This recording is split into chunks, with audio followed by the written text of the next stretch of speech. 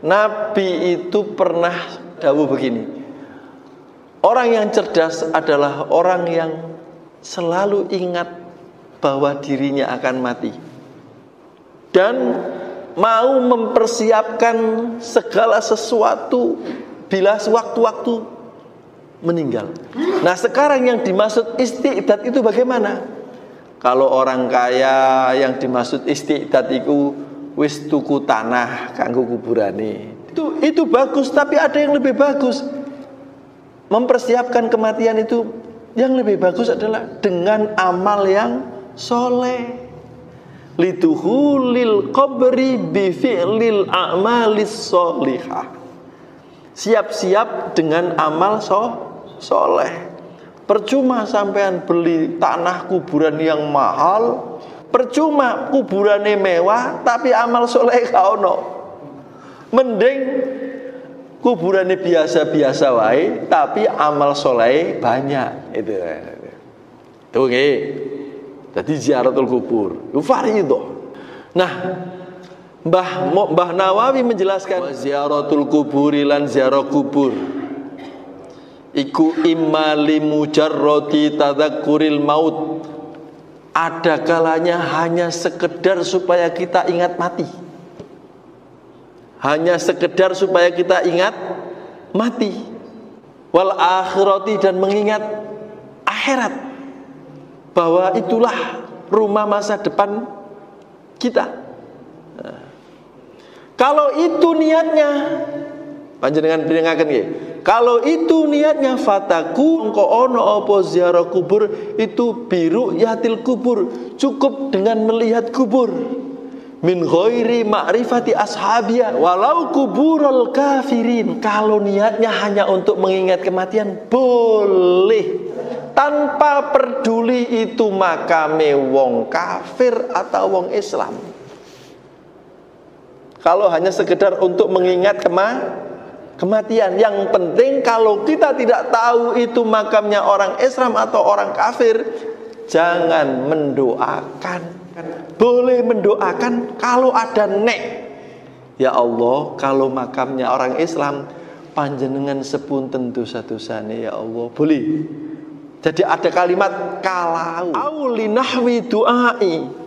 Kadang-kadang yang nomor 2, orang ziarah kubur itu untuk berkirim doa. Fatusannu, maka disunatkan likulli muslimin. Kalau mau nawaitunya kirim doa, maka pastikan bahwa yang kita datangi itu makamnya orang muslim. Ingat ya, kalau sekedar untuk mengingat kematian boleh melihat makam atau mendatangi makamnya orang kafir, boleh. Tapi kalau untuk linahwid du'ai fatusannu likulli muslimin, kalau mau kirim doa pastikan itu makamnya orang muslim. Yang ketiga, auli tabarruk. Untuk tabarruk itu bukan meminta berkah kepada si jenazah, tapi begini, ya Allah, orang ini ya Allah, saya tahu sejarahnya, hidupnya betul-betul manfaat banget ya Allah. Saya nyuwun barokah kepadamu ya Allah, sebagaimana barokah yang kau berikan kepada orang ini. Gitu caranya. Jangan minta ya Allah Kanjeng Sunan kula minta. Nah, enggak boleh. Saya pernah di Surawiti. Loh, di situ itu Pak, ada datang bapak-bapak membawa cewek-cewek kudungan tapi pakaiannya sak mini-mini. Waduh, ini makam. Terus ngomongnya begini, Mbah, dengarkan ini, ngomongnya agak keramat ini. Mbah, iki anak-anak sampean, Mbah, dongakno laris. Mbah kula nyenggol. Maksudnya apa? Mbah iku begenggek, Pak, dijak nyekar. Tahu begenggek ya? Tahu begenggek ya? Enggak tahu. Ya, sampean harus tahu itu begenggek itu makhluk halus itu. Itu enggak boleh itu. Njaluk orang kuburan enggak boleh. Dulu Rasul pernah melarang jangan berziarah kubur karena situasi belum kondusif.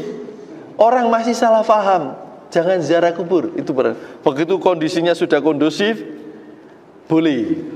Jadi Islam itu kan ada 3 muatannya itu iman, kemudian Islam, kemudian ihsan. Iman soal akidah, Islam soal syariah, ihsan soal akhlak. Nah, yang dua ini nggarapnya di Madinah. Waktu di Makkah Rasulullah nggarapnya masalah akidah, masalah iman. Awal-awal karena lu orang ke makam kok bereset jalur dan makam, jangan dulu. Nah, gitu kan. Pernah melarang memang Rasulullah. Tapi begitu akidah sudah tertata, diperbolehkan lagi. Nah, penataannya ya seperti ini. Kalau kita nggak tahu itu makamnya siapa, jangan berdoa. Kalau mau mendoakan pakai kalau, ya Allah, jika itu orang muslim, ampuni dia, boleh. Kalau memang ziarah kubur itu nawaitunya li nahwid doa, untuk arah mendoakan, maka yang kita cari makamnya orang soleh. Kalau tabarruk, misalkan kita ke Sunan Giri, kita tahu sejarahnya, beliau orang yang sangat manfaat, berarti itu beliau orang yang diberkahi. Maka bahasanya adalah, ya Allah, saya sekarang berada di makamnya orang yang engkau berkahi, maka kasih saya keberkahan sebagaimana engkau memberikan keberkahan kepada Sunan Giri. Boleh. Jadi harus tahu caranya. Ya ahlil fatusannu li ahlil khair. Jadi nyari orang baik. Ada Habib Abu Bakar, ada Maulana Ishaq, ada Fatimah binti Maimun, ya kan? Boleh ya, guru-guru kita, orang-orang yang bagus. Fatusannu disunahkan di ahlil khair. Au li adai haqqin, atau untuk memenuhi hak. Misalkan kasodikin, seperti halnya kita ziarah ke sahabat kita. Sahabat, engkau telah mendahuluiku. Dulu kita pernah bersama-sama, sekarang aku kirim doa sampean. Boleh. Au walidin, atau orang tua kita. Itu dalam rangka memenuhi hak. Kita sebagai anak, orang tua kita punya hak untuk kita doakan. Ini kata siapa? Bukan kata Imam Hanafi, tapi Mbah Nawawi. Pasti didasarkan oleh keilmuan yang paripurna. Wa iyadatul maridi, utawi tilik orang sakit, ayo, iku fadilah. Maka dulu Nabi Muhammad itu kalau sholat lihat ke belakang. Dulu itu bukan sekedar melempengkan barisan soft, tapi juga memeriksa sopo ya sing biasa jamaah nggak ada, gitu kan. Misalkan di sini kita lihat yang biasa jamaah nggak ada, apa Fatah Yasin misalkan gitu kan, oh nggak ada, kemana ya, sakit, nah, tili. Itu dulu zaman Nabi kayak gitu. Ada menara, itu juga untuk lihat rumahnya siapa yang pagi-pagi nggak ada asapnya. Barangkali dia nggak punya beras, ditanting bareng-bareng oleh jamaah masjid. Dulu begitu, Pak. Iyadatul maridi fadilah. Tilik orang sakit itu kebaikan yang sangat. Wattikhadul wasiyati ridho, dan memberikan wasiat itu juga lebih bagus. Wasiat sebelum meninggal itu perlu, Pak, untuk mengantisipasi ben anak putu gak geger. Omano kuni guna, engko nek bapak gak ono dolen nak, engko bagian baiki. Itu wasiat.